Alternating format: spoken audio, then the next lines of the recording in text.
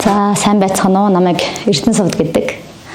Одоогоор Түмэн их чуулгын гоцлол дуучны ажил хийж байна. Харин би нэг найр хуримтай ерэн завгүй явж ийсэн чинийг мэдсэн чи сошиалоор нэлээд юм дэгдсэн байсан. Тэгээд Саранхой театрт бас олон жил ажилласан л да. Тэгээд Саранхой театраас ер нь шилжих болоод тэгээд одоо ерөнхийдөө өөрийнхөө бас нэг одоо баг хаалттай ажил гэх юм уу те.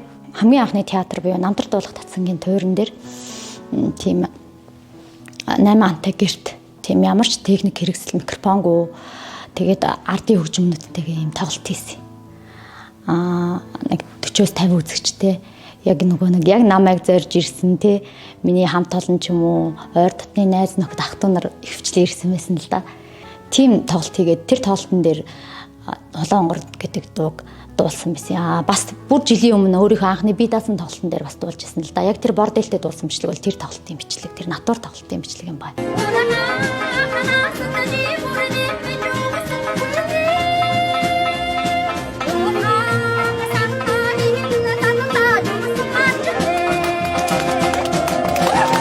Нэлийн эмоцтой дуулсан. Би өөрөө ч гэсэн тэрийгэ мэдчихсэн л да.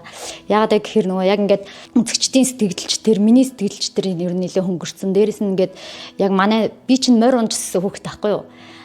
Миний өвөө ч аймгийн алдарт яач хүн байсан юм. Тэгээд 6 настайгаас эхлээд морь унсан.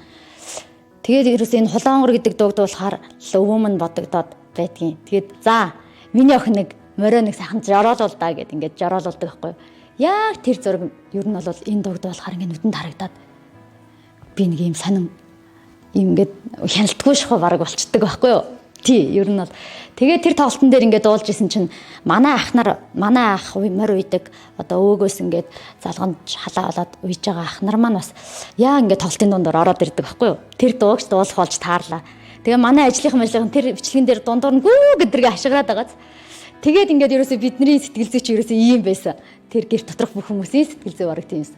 Тэгээ яг нэг тийм сэтгэл зүйгээр ерөөсөө ингээд яг л ингээд хүүхэд насандаа очсон юм шиг те өвөөтэйгөө ингээд наадамд явж байгаа юм шиг сэтгэл надад төрөөд яг нэг ийм өндөр сэтгэл зүйгээр л дуулсан бичлэг л те. Одоо ингээд бодоход өвөө маань бол намайг багаас маань ер нь дуулуулъя, дуучин болгоё, урлаг туртай болгоё гэж бодож исэн мэн гэж би боддгийг. Тэгэл нутгийн хөгшчүүдээр очиод хөгшчүүдэд дуулуулж үзүүлнэ. За миний охин дуулдгийн. Миний охины дуулахыг нэг сонсдог, хэр зэрэг дуулж гин гэд. Тэгээд дуулахаар мэдээж настай хүмүүс чинь жоохоо юм дуулахаар чинь нөхөрдөл урам өгнө. За өстэй сайхан дуулдаг хүүхэд байна. Хоолоогоороо хоол олж идэх хүүхэд байна гээл тэгэл чихэр жимс өгдөг ч юм уу те. Тим юмд их урамшид ер нь бол би урлагийн хүн болно гэж нэлээд багасаа шийдсэн. Тэгээд Монгол Улсын консерватор буюу тухайн үед манай сургууль хөгжим бүжгийн коллеж нэртэйсэн л та. Тэгээ хөгжим бүжгийн коллеж уртын нүүн ангид орж суралцаад төгсөөд яг ажлынхаа гарааг бол Дорногой аймгийн Саранхой театраас эхэлсэн. Тэгээд одоо Түмэн чуулга руу ороод ажиллаж байна да. Миний хувьд болохоор ер нь бол нансалмаагаар яг сураад нансалмаагийн барилтаар энэ төр гээд яг л нансалмаагааг л сонссон. Ер нь ихэвчлэн тэр тусмаа хуучны дуунуудыг дуулах бас нөхцөлд яг анхныхан дуучныг нэг сонсох туртай. Даран цаг охин оюун ихч рүү яриад тэгээд энэ дунд одоо хөгжмийн хариулга хийлгээд дуулж болох уу гэж асуусан. Тэгээд болно ер нь бол хамгийн гол нь одоо зөв дуулаарэ гэд тэгж хэлсэн. Тэгээ яг хөгжмийн хариулгынууд нь бас хийгдээл явж байгаа. Яг зохиогч тодорхой тий. Зохиогчдын үр хүүхдүүд зохиогч нь байхгүй маа гэхэд үр хүүхдүүд нь байгаа нөхцөлд бол бас тэр хүмүүсийг хүндэтгэж зөвшөөрөл авах хэрэгтэй гэж боддог. Ер нь бол би бас их дуртай мөртлөө уран бүтээл болохгүй байгаадсэн. За мөнгөн чимэг дуучин ингээд нэг дуучин дуулаад гараад ирчихэж байгаа юм чинь тий. За одоо яшиг энийг нэг уран бүтээл болох гэдэг ягаад хэрэггүй мэн да гэж бодсон байсан л да. Тэгтэл нөгөө хүмүүс ингээд зүсэл тавиад энэ бичлэг маань явчаад тийм учраас би бас за ягаад дуулж болохгүй гэж тий. Нэм сайхан дууг дуулахад бас болохгүй юм байхгүй. Мөнгөн чимэг дуучин бол дуурийн дуучин юм чинь. Би бас ардын хоолоогоор дуулаад үзэхэд бас өөр хувилбар гарч болох юм байна гэж бодож тэр оюун ихчтэй ярьсан. Ер нь бол одоо хүний оюуны өмчийг хүндэтэх хэрэгтэй. Яагаад гэхээр яг нөгөө тайзны ард байдаг нэг хүмүүс байдаг шүү дээ. Одоо киноны ч гэсэн арын алдны хүмүүс байдаг шүү дээ. Яг арын алдны хүмүүс шиг ингээд хөгжмийн зохиолчид яруу найрагчдыг тэр болгон мэдэхгүй байх тохиолдол маш их байгаад байгаа юм л да. Тэгэхээр зэрэг мэдээж энэ зохиолч ирэх гэдэг зүйл бол чухал.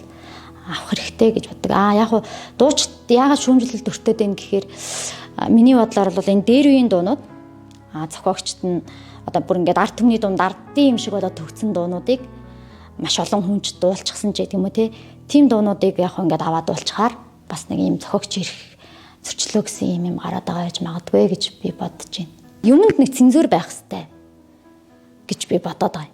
Яагаад энэ мэрэгжлийн дуучид гэж хүмүүс байна. Энд яг зүрх сэтгэлээ зориулаад байж байгаа хүмүүс байна. Гэтэл чинь яагаад энэний ингээд ялгарамж гэдэг чинь ингээд бас гарахгүй байгаад байна л да. Тийм учраас яаж энийг яаж ялгах юм гэж бодсны үндсэн дээрээс би тийм микрофон техник хэрэгслэгөө тоглолт хийсэн байхгүй Монгол гэрт. Тэрийг бол одоо жидэл гарны өмнө хийсэн. 23 оны хавар хийсэн. Одоо 24 оныхоо намрын тоглолтыг 9 сард багтаагаад хийх гэж төлөвлөж байна. Тэгэхээр зэрэг маш зөвхөн үзэгчтэй ямар ч микрофон техник хэрэгслэгөө ийм натур тоглолтуудаа бас утахгүй та бүхэнд хүрэх нь байна. Тэгээд энэ тоглолтыг ер нь жил болгон хийх гэсэн төлөвлөгөөтэй байгаа. Энэ бол ашигын бус. Ер нь бол ашигын бус тоглолт болдог. Гэхдээ мэрэгжлийн уран бүтээлчд энэ сайхан үндэсний өв соёлыг тээж яваа. Хүний хувьд энэ бол хийх ёстой ажил баг үүрэг гэж би бодож одоо өөрийгөө ингээд хурцлаад явж байна да.